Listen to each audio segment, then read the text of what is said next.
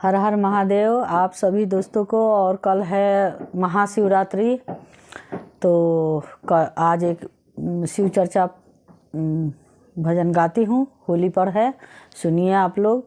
और अगर पसंद आए तो लाइक सब्सक्राइब करिए, पेज को फॉलो करिए और कमेंट करिए, जैसा भी होगा।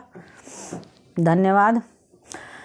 भोला मांगे भोला खोला मंदिरवा खेलब होली, भोला खोला मंदिरवा खेलब होली, भोला खोला मंदिरवा खेलब होली, भोला खोला मंदिरवा खेलब होली।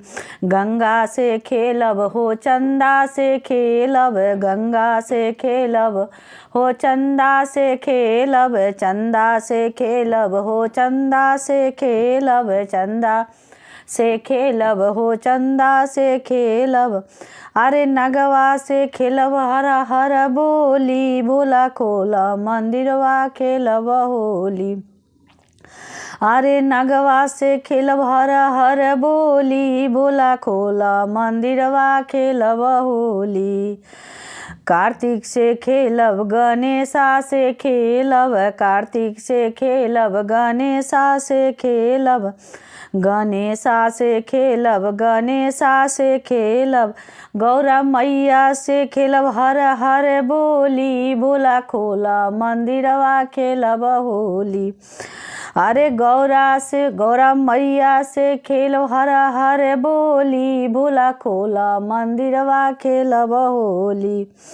खेलब होली खेलब होली, भोला खोला मंदिरवा खेलब होली, भोला खोला मंदिरवा खेलब होली, भोला खोला मंदिरवा खेलब होली। भैरव से खेलब हो नंदी से खेलब, भैरव से खेलब हो नंदी से खेलब, नंदी से खेलब हो नंदी से खेलब। सब योगी से खेलब हर हर बोली, सब योगिन से खेलब हर हर बोली, भोला खोला मंदिरवा खेलब होली, भोला खोला मंदिरवा खेलब होली, भोला खोला मंदिरवा खेलब होली। डमरू से खेलब त्रिशूला से खेलब, डमरू से खेलब त्रिशूला से खेलब, त्रिशूला से खेलब त्रिशूला से खेलब, त्रिशूला से खेलब त्रिशूला से खेलब।